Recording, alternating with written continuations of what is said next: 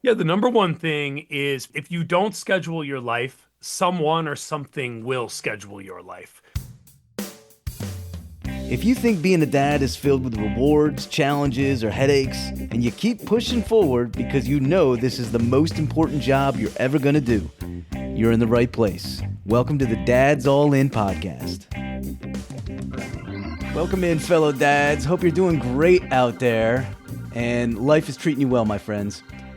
Well, if you've been listening to the last episodes, you know I keep telling you, send me an email, dadsallinpodcast@gmail.com, about whatever it is you want to hear, whatever questions you might have. We know being a dad has its challenges for sure. I want to help, and I want to bring on good people who can help, because Lord knows I don't have all the answers. So one of the overwhelming responses I got from a few of you, thank you by the way, Luke, Jason especially, is that you wanted to find out more about work family life balance, which we all as dads struggle with. So I brought on who I believe is probably the best person to talk to about this particular topic. It's my good friend, Phil Januszewski. Thank you for jumping on with me, Phil. Kyle, it's always a pleasure, man. It's good to see you, and thanks for the invite on. I'm hoping to bring value and some love, brother. I just appreciate this guy, audience. I've known him for a while, and we stumbled across each other somewhere back in the virtual universe, and I've connected with him so many times. I even brought him into my class virtually and talked to my college students this last spring, and they loved every minute of it. He's one of the most positive people you're going to find out there. If you haven't already, I need to make sure that you know following him is the thing to do. And we'll talk more about that later. You need to follow him. He's a great follow on social media. Just makes you feel good and better about yourself every single day, which we all need. This particular topic is right in his wheelhouse, though. He talks a lot about trying to balance things in your life, and it is not easy for sure. But before we get into all that, tell everybody who you are, what you like to do, and specifically what you like to do for fun. I got it. All right. Well, thanks. As Kyle said, my name is Phil Januszewski. I like to say I'm a speaker, teacher, and creator. Likes to pour a little love into the world through motivation, education, and entertainment. But what do I love to do? Gosh, that's like a long answer. I have this incredible zest for life, and I live and love really, really hard. And I love being a father. I love being a husband. I love being a teacher. I love being a professional speaker. And I love interacting in any positive, energetic way with humans. I'm a psycho extrovert, Kyle. So I feed off of people. When you leave a huge party, some of you are probably exhausted and go home and refuel, where I'm like high on life. Like I'm ready for another one. So being around people is a huge part of what I love and what excites me and gets me revved up about life. So for fun, anything with my family. For me personally, when I'm feeling good and selfish, which I think we'll talk about, Kyle, like what do we do for ourselves? But I love to lift weights. I love to create in the kitchen. I'm a good baker and a cooker. I don't know if that's the proper term, but that's what I am. You and I love talking music. Yep. I'm a huge music listener as well. And all those things fill me up. And then I'm always, always planning my next tattoo without my wife trying to find out. So that's it. Why don't you tell them what you do? You're traveling, you travel, and you're a speaker. Fill them in a little bit on that kind of work that you're doing, Phil. Yeah, thank you. Yeah, so I was a high school educator for 20 years, and just a few weeks ago, I actually walked away from that job that I loved very much. But I wanted to help. I quit. I like to say I quit my job to make sure other adults don't quit their job. I felt like a lot of adults are struggling with enjoying work and not burning out and not getting jaded and cynical. And I've always had a sunny disposition, and I lived my life in a way where I flourish and get really happy and positive and stay that way. So I go around the country and I pour into adult givers, helping them take more control of their personal lives so they can show up the way they want to, not only in their personal lives, but the professional lives as well. I think all of us have a gift to give, but it's hard to do that if we're super burned out or just barely surviving. So I love getting adults to that level where they're thriving, not just surviving. And then I also am a motivational speaker as well for youth, but with my best bud Matt. We're called M&P Presentations, and we love to pour into youth and help them build self-confidence so they can see the open opportunities in front of them. Once they get that experience, they really start to see what's out there in the world ahead of them. And that's a super fulfilling thing to be able to do too. So I'm lucky, Kyle. I got like the best job in the world and I get to work with great people and I meet great people like you, a very spoiled human, man. You're a good human. You're a very impactful human, Phil. And I wanted to bring you on because I know you and I have talked about this before, and I know you. This is one of the many things that you really have a great knowledge base on.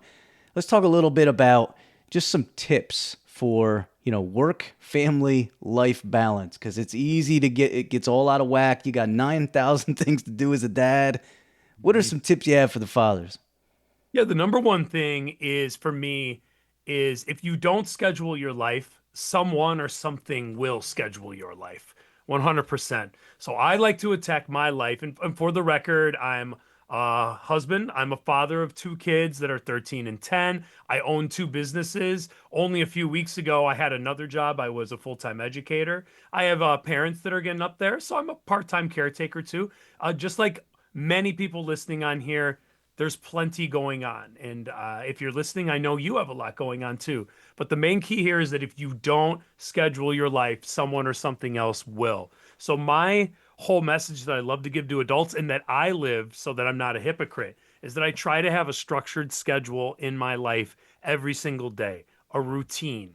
Now, I'm not saying a lot of people, if you go online, they say you got to get up at 2 a.m. and you have to do some kind of mask on your face and you have to rub lemons on your underarms. Like, I care about you, but I don't care what your routine is. But what you should be thinking about is what intentional things can I do every day that not only allow me to be the father I want to be, allow me to be the worker in my career I want to be, maybe the husband I want to be, but also what are the things that also fill me up and energize me so that I can show up to those incredibly important jobs. So for me, my schedule is everything. And I think, Kyle, that would be my whole answer, one big answer to your question. Now, if you don't mind, I'd love to dive in a little bit Do it, deeper. man. Do it.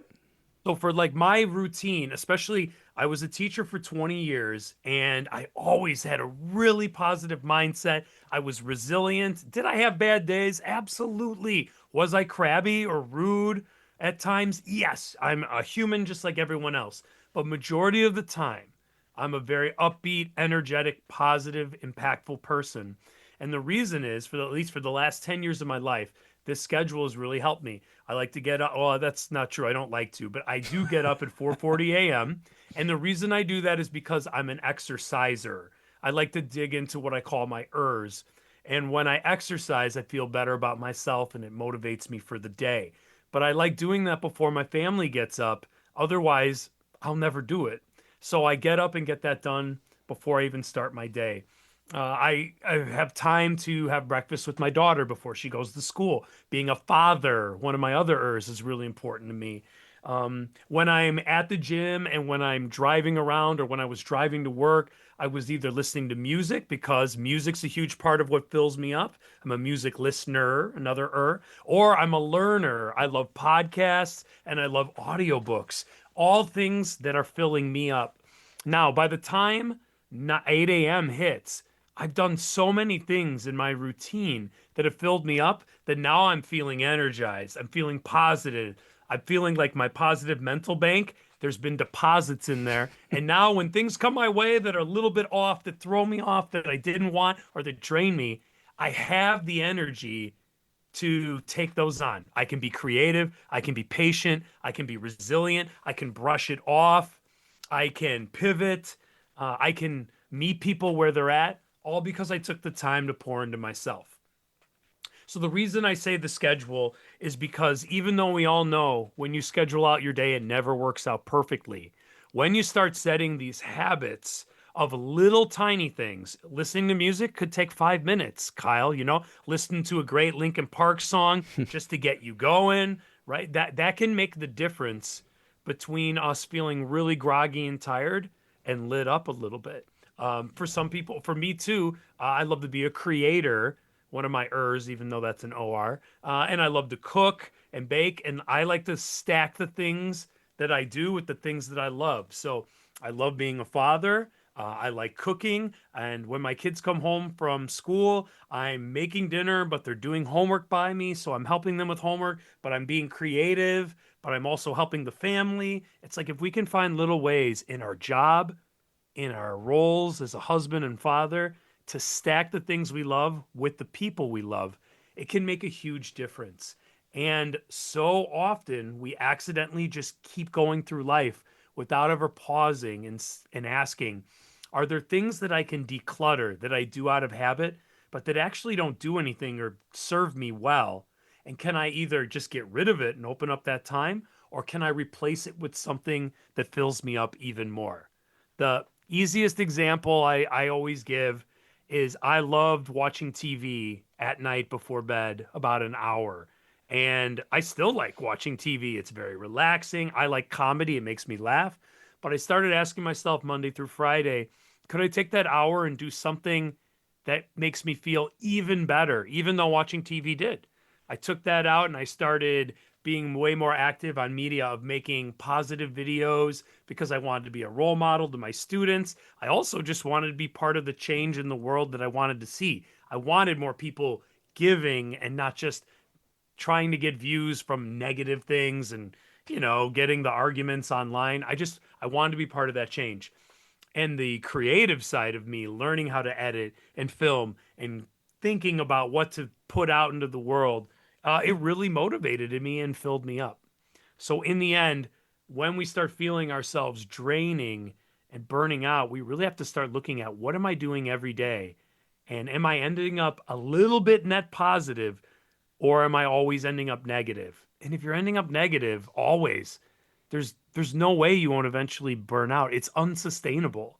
So we have to find a way to carefully flip that switch so that we start winning more than the losing energy. And I think that can change our lives. Perfect stuff, man. Perfect stuff. You know, listener, if you do not enjoy waking up at 4:30, Phil, this is his deal, No, then I don't like it either.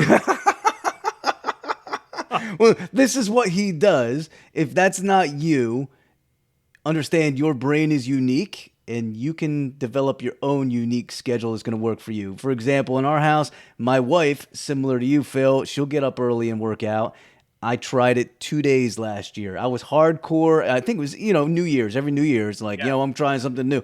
And I did 2 days and then I fell off the wagon. And I'm back to, I usually work out at night. So whatever works for you, to find time is the very important thing to remember there. And you also talked a little bit about the balance of finding time for yourselves, but you're also a dad and you've also got work responsibilities. There's so much there. How do you still find time for yourself? Yeah, I think first of all, thank you for bringing that up about the like 4 a.m. wake up call. That when I do keynotes, that is the number one complaint I get from people, even Nobody wants to though, wake up at 4:30. yeah, even though I say before I show you the schedule, I'm not telling you what time to get up or how to live your life. I'm just giving you an example that works for me. But you know what? Every time someone's like, this dude's crazy. I don't want to wake up at 4 a.m. And I'm like, I literally told you it's not about the time you wake up. But you know what? Everyone thinks that because social media pushes that so much. Like, if you want to be successful, you got to get up early. That's not true. You could sleep until 10 in the morning. You're probably just staying up later than me. I go to bed at 8:40. Like, we just flip flop our days, you Right. know? But thank you for bringing that up because that is definitely something I think people get really annoyed by that, but I'm never saying that. And then as far as the second question, yeah, like how do you balance this? I think I've always done being a father and my job is the number one priorities because I need to provide for my family and I need to connect with my children. So, how can I take those number one priorities and start squeezing in the little things that I love so that I can continue to build myself up? So, I try to build my personal life into the things I prioritize. And, a lot of people might not agree with this, but I grew up in a family where work is like number one, and sometimes it's a hard decision. Like even if family has something, it's like, but if work demands it, it's not just the simple. yeah, I won't go. It's like, I have a responsibility to work. So I grew up in a home my dad modeled, that you have a dedication to your work. And because it provides for the family, that's number one. So for me, my family and my work are like my number one priorities. And then I squeeze in everything else. For example, music was a huge energizer for me. So every class period kids walk in, I'm playing music. That's filling me up, but also allowing me to connect as an educator in my work. Think about the things you love. Is there a way to build it in? I love to create and make decorated cakes, right? That's like a random thing that I love. But I also can make those for my coworkers for their birthday. And so it's like I'm doing human connection, which matters at work. I'm taking the joys that I personally love to do and I bring that into the world of being at work. And then, of course, I also share all those joys with my children. We have music on all the time. In the summer, my kids do meal prep Mondays where they have to figure out a new recipe that they're going to make for sometime Tuesday through Friday. And they have to write out the recipe. They have to write out all the ingredients, circle what I need to buy for them, let me know if they need any help. I'm sharing my love of cooking with them by also teaching them how to cook. So it's a really nice experience for me to find ways that fill me up, but I inject them into what I already do. And I think that's efficient. And I think for me, that works the best. I love that, man. And two things here. Number one, you touched on your love for cooking. So, audience, if you're interested, Phil had a little experience back a few years back. You can find it on Netflix. I believe it's a Halloween episode of Nailed It where he rolls out what was it, like an alien, right? An It was an alien alien cake. He did a autopsy great cake. job, man. He didn't win the big bucks, but he got to participate. So that's a little fun side note.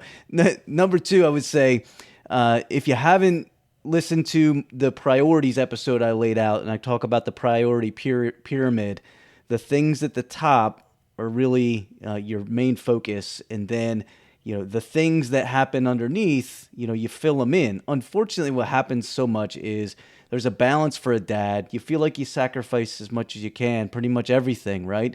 And sometimes that means you sacrifice yourself, and it kind of takes you away from maybe yourself. Like I find this is one of my biggest struggles, right? Some dads will struggle with, no, I'm gonna do my stuff, and it takes away from their family, and I get that. I get the flip. A lot of times I have to like force myself. Hey, this is something I like to do. So that's also a challenge too. Let's go here. So we talk. It kind of goes right along with that, Phil. We talk about the dealing with the responsibilities and the family lifestyle and all of it, how you find a balance. And along with it, just in general, I think dads struggle with stress. And this is also kind of in your wheelhouse, right? I know we didn't prep on this, but I know this is right up your wheelhouse. What are some good ways that you think, dads can deal with stress, whether it be stress from work, stress from family, stress from responsibilities, who knows, economy, whatever it is, society in general, there's a lot to worry about. So just some tips on stress, and how you go about handling that. Yeah, I think my number one thing is that when I'm stressed, I try to communicate it to people that are close to me. So if I'm stressed about something and I'm not acting or showing up my best self, I try to talk to my kids about that. Like that I'm not happy with the way right now I'm reacting to the situation. And it's because of this. But by not only being transparent, but talking about it, it empowers me to kind of snap out of it, step away out of my body, and try to control myself on how I react to the situation.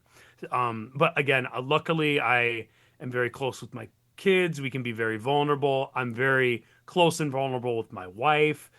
We deal a lot with humor and sarcasm. So, like calling each other out when one of us is stressing more than we should allows us to laugh, decompress, but then lean on each other. So, number one, I think the people you surround yourself with can really help with you de-stressing. Number two, then it is the things that I think everybody knows about. Like I like to get out in nature. If I'm getting overwhelmed, I like going to the gym, listening to some great music. So physical activity allows me to lower my stress as well. And then besides that, I really do feel like when I'm feeling super stressed or overwhelmed, I try to organize. like what are my big things I need to do, and then chunk it into smaller digestible pieces. And that can be anything. That can be overwhelming with your job, and you're like, man, I've got this big thing coming up and I got 10 days. And if you just think about all you have to do in 10 days, it's like you shut down. But if Hmm. you really start to divide it up and you're like, if I do this today, this, that, like that's actually not that bad, right? It's our brains love to protect us, and they do that by catastrophizing sometimes and making us mentally overreact to a situation that probably isn't as bad as we make it out to be. So I think by experiencing that and practicing that, I can catch myself when I'm getting more stressed than I should be. Say, okay, like what's real? What can I chunk up? And do I need to air my grievances at the Festivus pool? Air my grievances so that I can talk about it and take control of it. And I find that that works the best. And then also, like, there's nothing wrong with a little aggressive music and taking it out on the weights at the gym or, Yep. on the pavement if you're a runner. I'm not a runner, but I mean, people love that. Or like a good brisk walk and a nice cold morning. Like, there's so many ways we can do it. I think everybody has a different way of handling that. That's all good stuff, man. And I love that you touched on organizing.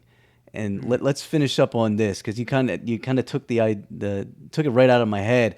One of the things that I've learned through the years from myself, but also when I was in teaching, and now even when I'm trying to help my college students, but definitely with my son who's got a similar brain to me, if things mount up, exactly what you said, like it just kind of shuts down, man. Like there's too much. I'm just locking it down for like self-preservation, right? I think that's probably what it is. I'm just going to preserve Right. myself, but just shut it all down. And then we'll just put it on the back burner. But unfortunately, if it's something you're responsible for, now you've created more problems for yourself. So real quick, just you are very organized. You go through a whole your daily regimen, everything. Just a couple tips on like organizing your life in general. Yeah, I think first of all, like you said, like a project can be overwhelming. So can organizing your life, where Yep. you just shut down. Yep. So I'd recommend picking 1 hour of your day to start with. Maybe it's like, do you have a stop time at work and there's like this weird hour in between when you stop for work and maybe you eat dinner? Can you just zoom in on that time and start building in something that you habitually do that makes you feel good or helps you get closer to a goal? But by taking control of that and working in little chunks, I think what it does is, I know what it does, is it starts to build that momentum. And when that feels good, you start carrying it over into another hour. Or again, if you have something big at work, start with something small and just take a little piece of it that you need to do by 4 o'clock today. And this is what I need to do. And then try to chunk it into like four little sections. Because when I do work, like when I graded papers, I would get bored so fast. So I would have to do 15-minute increments of grading and then do something else. So I'd said, okay, I've got these 55 papers I need to grade for tomorrow. All right. If I do 10 at a time, that's about 5, 6 sections. All right, I'll do 11, so I only have to do five. But that's what I did then. I would take 11 and stack and switch. And I would be like, oh, how many left? Oh, three. Okay. I can do three more. I can do three more. And then, whoo, I get a break and I do something else that was fun. And then I'd say, okay, I know I have to do this in the next half hour or when the kids are working on this. But when you do that, it's really digestible because you see little tiny end finish lines. Instead of the finish line a marathon down, you see it down the street, and you're like, all right, I'm not enjoying this, but I can get to the street at the end of the block. And by doing that, it really does build a momentum. And a lot of times I found when I got closer and closer, I would do a little more than I thought to get a little bit ahead. And all of a sudden I was chipping away, and the motivation and momentum really started to roll. So again, we call that chunking, right, in Yep. education. Yep. But I mean, we do that because it works in school. It works the same for adults too, and scheduling our life or working towards something big. Perfect. Perfect. That was well said.